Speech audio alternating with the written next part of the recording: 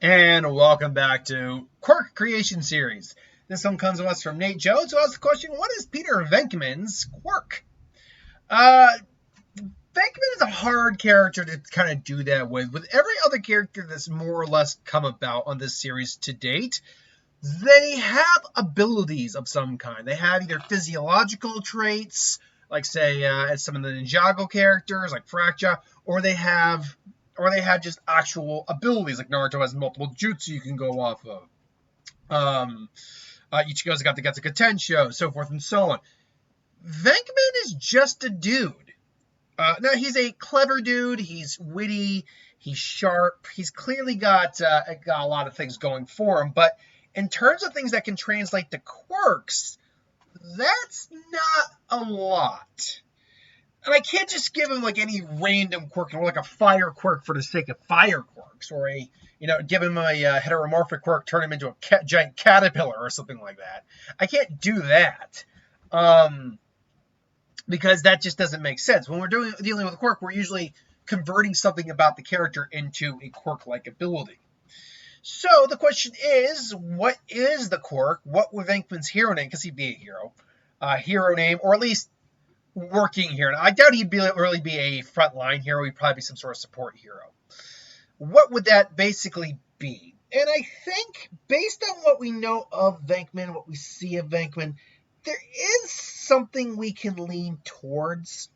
Is that he's a little, let's be honest, he's a little slimy. And let's not miss it. As much as we love the character and all that, we love him because he is kind of an ass.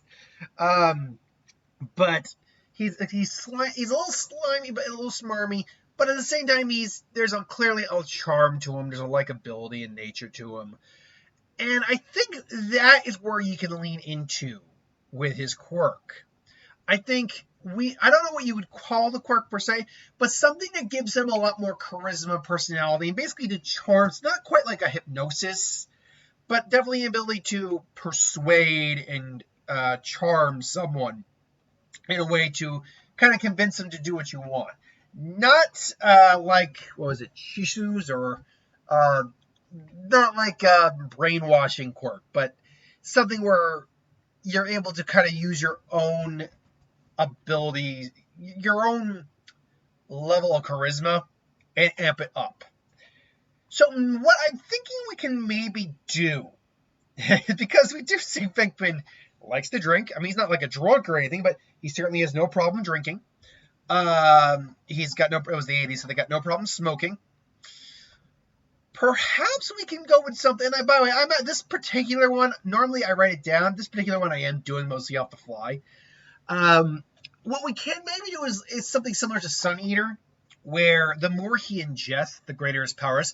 Maybe the more he imbibes of certain things, certain chemicals, the greater his ability to persuade is, to the point where if he's maybe near shit-face and chain smoking, he could literally do the brainwashing thing, ask someone to do something, and they'll do it in an instant, unless it's like supremely strong willpower or whatever. I mean, that's not infeasible. I think, and in fact, I like the idea of whatever he's consuming affects the level of it. Regular foods, regular sugars, things along those lines, they're going to have just a moderate effect. They'll definitely boost his persuasive qualities, but nothing severe. Like, if let's use a scale of 1 to 100. 100 being the full-blown blast, 1 being 0 being no enhancement at all. Normal food, like healthy food, vegetables, meat, whatever you're getting, general food, it probably boosts him like maybe to a 15 or 20 out of 10, or out of 100. Maybe something with a lot of sugars, boosting his like a brief boost in energy, kind of like I can't remember either the character's name or his hero name. Sugar Rush, maybe. Either way, he eats sugar and he gets stronger proportionally. Maybe because the extra energy you get from sugar, or something with like a lot of caffeine might boost him to like 30 out of 10, so 30% boost. But then you're getting into some of the more substances you probably shouldn't. Just maybe having a cocktail could easily maybe get him in that 30% boost. Smoking might be like smaller, but the nicotine, they might be like a longer lasting boost. So if he's, like I said, if he's chain smoking, the boost might not be as big, but it might last longer. Whereas the booze is like probably the most effective one he can have. But like I said, one cocktail maybe gets him to 30. The problem is it might be also the quickest cool down period. So actually, the more I'm talking about this, the more I am liking this. The idea of eating and drinking certain items will definitely change change your ability to persuade. And just like how people get the whole Irish courage when they drink, you could do that with Venkman here, where it's correlating to the whole idea of him getting a boost from the alcohol. Problem is, obviously, smoking and drinking in excess, smoking particularly, drinking particularly in excess, but smoking in general isn't good for you. Alcohol in controlling your ability to drink means you can have a drink and it's fine. Alcohol is a bit more flexible that way. But basically, because those are actually detrimental to your body, if you're not careful, it's more of a last resort kind of thing. He probably constantly keeps snacks on him, which is why Venkman's not a hero who's in very good shape. Like, honestly, 80s Bill Murray is not a guy who's in bad shape. He's just not, like, in bodybuilder shape or anything. He's not even, like, really cut at all. He's just got a standard body, and that's perfectly fine. Hell, Dan Aykroyd used to be a lot thinner. If you've seen Blues Brothers and back in the day and all that, you know Dan Aykroyd actually used to be really, really not fit, but really good, in good shape. Or at the very least, very much thinner. But yeah, and then Harold Ramis was always kind of a skinny guy. Then near the end of his life, he kind of put on weight because he was having heart issues. And Harold Ramis has actually always been in pretty good shape. So yeah, there's that. Anyway, but yeah, that would probably be one of the big detriments of his quirk is that in excess, he's not going to be able to go in excess using things like alcohol very often because he's going to get shit-faced quick, or smoking because he's going to destroy his lungs. But beyond that also is the fact that he's probably going to have to keep these things on call.